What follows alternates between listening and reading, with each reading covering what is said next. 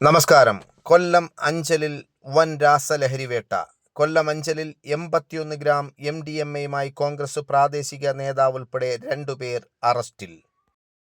നിരവധി കാലമായി പൊതുപ്രവർത്തനത്തിന്റെ മറവിൽ ലഹരി കച്ചവടം നടത്തിവന്ന അഞ്ചൽ തഴമേലിൽ കോട്ടവിള വീട്ടിൽ ഷറഫുദ്ദീൻ മകൻ ഷിജു എന്നയാളെയാണ് കൊല്ലം റൂറൽ ഡാൻസ് ഓഫ് ടീമും അഞ്ചൽ പോലീസും ചേർന്ന് പിടികൂടിയത്.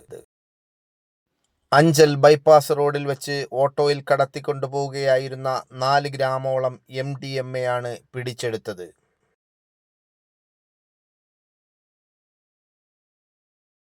പിടികൂടിയ ആളിനെ ചോദ്യം ചെയ്തതിൽ നിന്നാണ് 77ഓളം ഗ്രാം തൂക്കം വരുന്ന MDMA സൂക്ഷിച്ചു വെച്ചിരുന്ന ഏറത്തെ വീട്ടിൽ നിന്നും ഏറൻ നവാസ് മനസ്സിൽ സെൽവരാജ് മകൻ സാജൻ രാജ് എന്നയാളെ കൊല്ലം റൂറൽ ഡാൻസ് ഓഫ് ടീമും അഞ്ചൽ പോലീസും ചേർന്ന് പിടികൂടിയത്.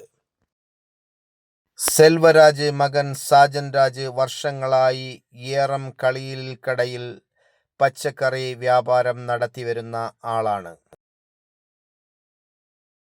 പച്ചക്കറിക്കടയുടെ മറവിലാണ് പൊതുപ്രവർത്തകനായ ഷിജുവുമായി ചേർന്ന് ലഹരി കച്ചവടം നടത്തി വന്നിരുന്നത്.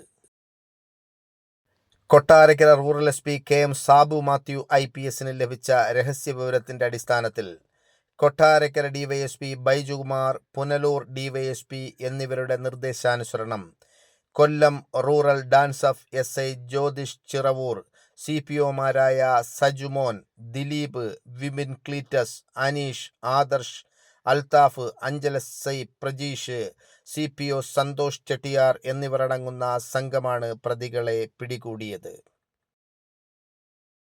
പൊതുപ്രവർത്തനത്തിന്റെയും പച്ചക്കറിക്കടയുടെയും മറവിൽ മാരക രാസലഹരി ഇനത്തിൽപ്പെട്ട MDMA സ്കൂൾ കോളേജ് വിദ്യാർത്ഥികളെ ലക്ഷ്യം വെച്ച് വിൽപ്പന നടത്തിവരുന്നതായി കൊല്ലം റൂറൽ ഡാൻസ് ഓഫിന് ലഭിച്ച വിവരത്തിന്റെ അടിസ്ഥാനത്തിൽ പ്രതികളെ പോലീസ് നിരന്തരം നിരീക്ഷിച്ചു വരികയായിരുന്നു.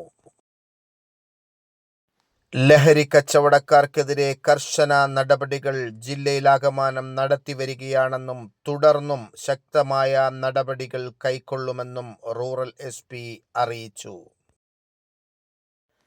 Ayur two news, Anchal.